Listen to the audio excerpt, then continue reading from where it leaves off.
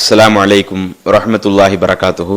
குர்பானியினுடைய சட்டதிட்டங்கள் குறித்து அல்லாஹுவும் அல்லாஹுடைய தூதர் நபிகள் நாயகம் ஸல்லல்லாஹு அலைஹி வஸல்லம் அவர்கள் கற்றுத்தந்த சட்டதிட்டங்களை நாம் அறியவிருக்கிறோம். நாம் கொடுக்கக்கூடிய அந்த குர்பானி எதற்காக என்ற அந்த வரலாற்றை நம்மிலே ஒவ்வொருவரும் அறிந்திருப்போம். அல்லாஹு தாலா இப்ராஹிம் அலைஹிஸ்ஸலாம் அவர்களுக்கு தள்ளாத வயதில் ஒரு குழந்தையை வழங்கி அந்த குழந்தையின் மூலமே இப்ராஹிம் அலைஹிஸ்ஸலாம் அவர்களை சோதிக்க நாடுகிறான். அந்த குழந்தையை கனவிலே அறுத்து பலியிடுவதாக, அல்லாஹ்விற்காக அறுத்து பலியிடுவதை போல கனவை காட்டி அதை இப்ராஹிம் அலைஹிஸ்ஸலாம் அவர்கள் உண்மைப்படுத்துகிறார்களா இல்லையா என்ற ஒரு பெரிய ஒரு சோதனையை இறைவன் இப்ராஹிம் நபிக்கு வைத்தான். இப்ராஹிம் அலைஹிஸ்ஸலாம் அவர்கள் அந்த இறைவனுடைய சோதனையை வென்று காட்டக்கூடிய விதமாக அல்லாஹ்வுடைய உத்தரவிற்கு அப்படியே கட்டுப்பட்டு தன்னுடைய மகனை அறுப்பதற்கு தயாராகிறாங்க. அதுல இப்ராஹிம் அலைஹிஸ்ஸலாம் மகன் இஸ்மாயில் அலைஹிஸ்ஸலாம் அவர்களும் அதற்கு அப்படியே கட்டுப்பட்டு, நான் அறுக்கப்படுவதுதான் இறைவனுடைய உத்தரவு என்று சொன்னால் அல்லாஹ்வுடைய உத்தரவிற்கு நான் கட்டுப்படுகிறேன் என்று மகனும் தயாராயிடுறாங்க. தந்தை இப்ராஹிம் அலைஹிஸ்ஸலாம் அவர்களும் தயாராயிடுறாங்க. அப்ப தன்னுடைய மகனை அறுக்க முனையும் பொழுது அப்ப அல்லாஹு தாலா, நீங்க உங்க மகனை அறுக்க வேண்டாம், அதற்கு பதிலாக இந்த பெரிய பலிபிராணி அறுத்துட்டுங்க என்று அல்லாஹு தாலா சொல்லுகிறான். இந்த வரலாற்றை நாம் குர்ஆனிலே பார்க்கலாம். இதுல அந்த வழிமுறை அல்லாஹ்வுடைய தூதர் அப்படியே தொடர்ச்சியாக எல்லா மக்களும் குர்பானி கொடுக்கணும் என்பதை நமக்கு ஒரு வழிமுறையாகவே கற்றுத்தர்றாங்க. இதுதான் அந்த குர்பானியினுடைய ஒரு பின்னணியாக இருக்குது. இப்ப அந்த குர்பானினுடைய ஒவ்வொரு சட்டத்திட்டத்திற்காக வருவோம். இப்ப அந்த குர்பானி கொடுப்பதை முதல்ல அது நம்ம ஒரு வணக்கம்னு நினைக்கணும். இன்னைக்கு நம்மள நிறைய பேர் என்ன நினைக்கிறாங்க, அந்த குர்பானியை பொறுத்த வரையில அது நம்மளுடைய பகட்டிற்காகத்தான் நம்ம குர்பானி கொடுக்கணும், நம்மளுடைய பேரையும் புகழையும் வெளிப்படுத்தக்கூடிய விதமா, நம்மளுடைய செல்வ மதிப்பை வெளிப்படுத்தக்கூடிய விதமா நம்ம குர்பானி கொடுக்கணும் என்று இன்றைக்கு அந்த குர்பானி என்பது நம்மளுடைய பேரையும் புகழையும் வெளிப்படுத்தக்கூடிய ஒன்றாக இன்றைக்கு நாம் ஆக்கி வைத்திருக்கிறோம். அதனால தான் இன்றைக்கு ஆடு பிடிக்கும் போது கூட பார்க்கலாம். இன்றைக்கு ஆடு பிடிக்கும் போது என்ன செய்வாங்க, தங்களுக்கு பக்கத்து வீட்டில் இருக்கக்கூடிய ஆட்களிடத்துல விசாரிச்சுக்கிடுவாங்க, நீங்க எவ்வளவு ரூபாவுக்கு ஆடு பிடிச்சீங்க, நீங்க ஒரு 10,000க்கு ஆடு பிடிச்சீங்கன்னு சொன்னா உங்களை விட நான் செல்வத்தில் ரொம்ப உயர்ந்தவன், செல்வம் எனக்கு அதிகமாக இருக்குது என்று பகட்டை வெளிப்படுத்தக்கூடிய விதமாக நீங்க 10,000க்கு பிடிச்சா நான் 12,000க்கு பிடிப்பேன், 15,000க்கு பிடிப்பேன் என்ற அந்த குர்பானியை தங்களுடைய அந்த பெருமையை வெளிப்படுத்தக்கூடிய விதத்துல இன்றைக்கு மக்கள் ஆக்கி கொண்டிருக்கிறார்களே. ஆனால் இஸ்லாமிய மார்க்கம் அந்த குர்பானியை ஒரு கடமையாக நமக்கு சொல்லி இருக்கிறது. அது மார்க்கத்தில் ஒரு அம்சமாக சொல்லி தருகிறது. அல்லாஹ்வுடைய தூதர் நபிகள் நாயகம் ஸல்லல்லாஹு அலைஹி வஸல்லம் அவர்கள் சொன்னதாக புகாரியிலே 5546வது செய்தியிலே நாம் ஒரு செய்தியை பார்க்கிறோம். அதில் ரசூலுல்லாஹி ஸல்லல்லாஹு அலைஹி வஸல்லம் அவர்கள் சொல்லுகிறார்கள், மன் தபஹ கபல ஸலாத்தி, யார் அந்த ஹஜ் பெருநாள் தினத்திலே தொழுகைக்கு முன்பாக குர்பானி கொடுக்கிறாரோ ஃப இன்னமா தபஹ லி நஃப்ஸிஹி, அவர் குர்பானி கொடுத்தது தனக்காகத்தான் குர்பானி கொடுத்து கொண்டார். ஏன்னா குர்பானிங்கிறத நம்ம எப்ப கொடுக்கணும், ஹஜ் பெருநாள் தொழுதுட்டு வந்து தான் நம்ம குர்பானி கொடுக்கணும். ஒரு ஆள் அந்த தொழுகைக்கு முன்னாடியே தங்களுடைய வீட்டில் இருக்கக்கூடிய ஆட்டை அறுக்கிறார், அல்லது கூட்டு குர்பானின்னு சொன்னா மாட்டையோ ஒட்டகத்தையோ அந்த பெருநாள் தொழுகைக்கு முன்னாடி அறுத்துட்டாங்கன்னு சொன்னா அவங்க தனக்காகத்தான் அதை அறுத்து கொண்டாங்க. ஒமன் தபஹ பஅத ஸலாத்தி, யார் பெருநாள் தொழுகைக்கு பிறகு குர்பானி கொடுக்கறாங்களோ ஃபக்கது தம்ம நுசுகுஹு, அப்பதான் அவருடைய அந்த குர்பானி நிறைவு பெறும். வ அஸாப சுன்னத்தல் முஸ்லிமீன், அவர் முஸ்லிம்களுடைய சுன்னத்தையும் அடைந்து கொள்ளலாம். அந்த ஹஜ் பெருநாள் தொழுத பிறகு யார் குர்பானி கொடுக்கறாங்களோ அப்பதான் அவங்க அந்த சுன்னத்தையே அடைய முடியும். அப்ப அல்லாஹ்வுடைய தூதர் என்ன இதுல சொல்றாங்க, அந்த குர்பானி கொடுப்பது என்பது தங்களுடைய பகட்டை வெளிப்படுத்துவதற்காக அல்லாஹ் கொடுக்க சொல்லல, ஒரு சுன்னத்தை நிலைநாட்டுவதற்காக. இதுவும் மார்க்கத்தில் உள்ள ஒரு அம்சம், இறைவன் நமக்கு சொன்ன ஒரு சட்டத்திட்டம் என்பதை நாம் முதலிலே புரிந்து கொள்ள வேண்டும். சரி, இப்ப அந்த குர்பானி யார் யார் மீது கடமை அதை நம்ம தெரிந்து கொள்ளணும். இன்றைக்கு நோன்பை எடுத்துக்கிடுங்க. அந்த நோன்புனா யாரெல்லாம் நோன்பு நோக்க சக்தி உள்ளவர்களாக இருக்கிறார்களோ அத்துணை நபர்களுக்கு நோன்பு கடமை. அவங்க விவரம் தெரிஞ்ச காலத்துல இருந்து, நோன்பு நோக்க சக்தி உள்ள அந்த காலத்துல இருந்து, ரொம்ப தள்ளாத வயதுல முடியாத ஒரு நிலையை அடைவாங்களே அதுக்கு முன்னாடி வர நோன்பு என்பது அனைவரும் வச்சாகணும். அதுல ஒரு ஆள் ஏழையா இருக்கிறாருன்னு வைங்க, ஏழையும் நோன்பு வைப்பார். நடுத்தர வர்க்கத்தில் உள்ளவங்க அவங்களும் நோன்பு வைப்பாங்க. செல்வந்தர்கள் அவங்களும் நோன்பு வைப்பாங்க. அந்த நோன்பு என்பது உடல்ல உள்ள சக்தியை பொறுத்து அனைவருக்கும் கடமையாக இருக்குது. ஆனா இந்த குர்பானியை பொறுத்தவரையில அது ஏழைகளுக்கு கட்டாய கடமையா என்று பார்த்தால் ஏழைகளுக்கெல்லாம் கடமை கிடையாது.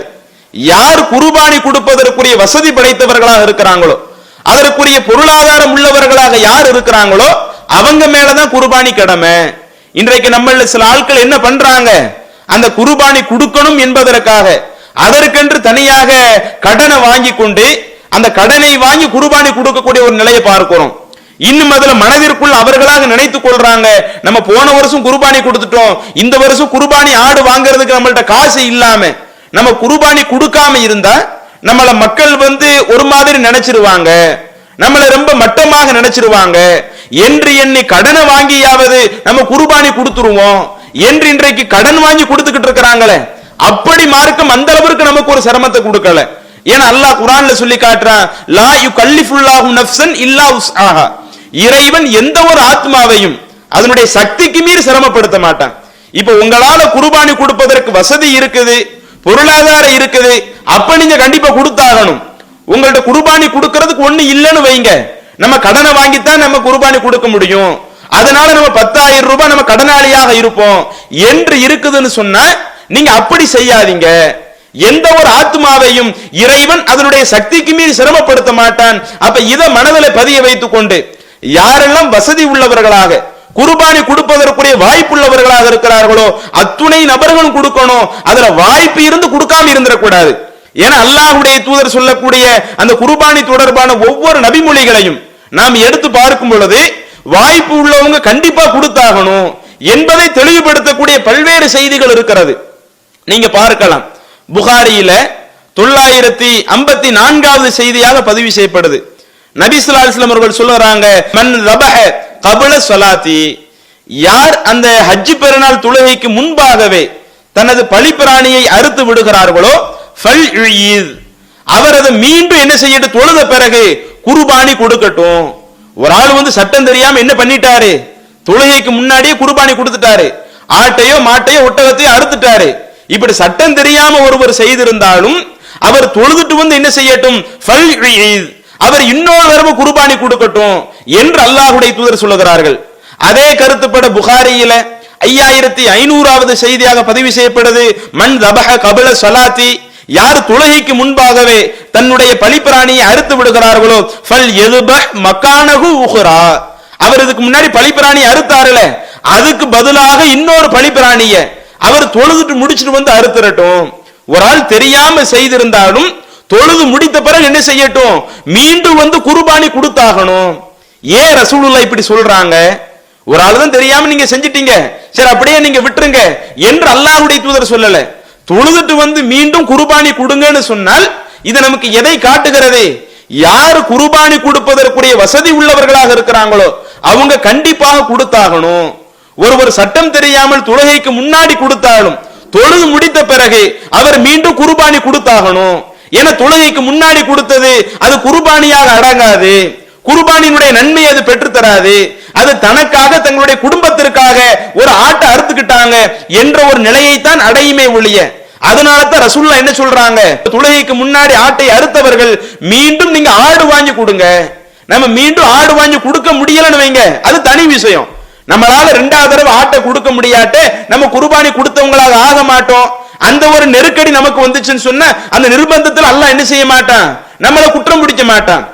மற்றபடி யார் குர்பானி கொடுப்பதற்கு வசதி உள்ளவங்களா இருக்கிறாங்களோ அவங்க கண்டிப்பாக கொடுத்தாகணும் என்ற அந்த குர்பானினுடைய அவசியத்தை வலியுறுத்தக்கூடிய ஒரு செய்திகளாக இது போன்ற ஒரு செய்திகள் இருக்கிறது. அப்ப அந்த குர்பானி சட்டம் தொடர்பாக நம்ம தெரிந்து கொள்ள வேண்டிய அவசிய தகவல், நாம் குர்பானி கொடுக்கிறோம் என்றால் நம்முடைய பகட்டை வெளிப்படுத்துவதற்காக நம்ம கொடுக்கல, நம்முடைய செல்வ மதிப்பை காட்டுவதற்காக கொடுக்கல, இறையச்சத்திற்காகத்தான் நம்ம அந்த குர்பானி கொடுக்கிறோம். அல்லாஹ் குர்ஆன்ல சொல்றானே, லை யனாலல்லாஹு லுஹூமுஹா வலா திமாஉஹா வலாக்கின் யனாலுஹு தக்வா மின்கும், நீங்கள் குர்பானி கொடுக்கக்கூடிய அந்த பிராணியினுடைய இரத்தங்களோ அதனுடைய மாமிசங்களோ அது அல்லாஹ்வை அடைய போவது கிடையாது. நீங்கள் அந்த குர்பானி கொடுக்கும் பொழுது உங்களுடைய இறையச்சம் தான் அல்லாஹ்வை அடையும். அல்லாஹ் உங்களுடைய இறையச்சத்தை தான் பார்க்கிறான். அப்ப அந்த குர்பானி என்பது நம்மளுடைய இறையச்சத்தை வெளிப்படுத்தக்கூடிய விதமாக இருக்கணும். நம்முடைய பகட்டை வெளிப்படுத்தக்கூடிய விதம் இருக்கக்கூடாது. யாரெல்லாம் குர்பானி கொடுப்பதற்கு சக்தி உள்ளவங்களாக இருக்கிறாங்களோ அவங்க கண்டிப்பாக கொடுக்கணும். கொடுப்பதற்குரிய பொருளாதாரம் நமக்கு இல்ல, ஆடு வாங்குவதற்குரிய பொருளாதாரம் இல்ல, அதற்காக நம்ம கடன்ல போய் விழுந்துடக்கூடாது.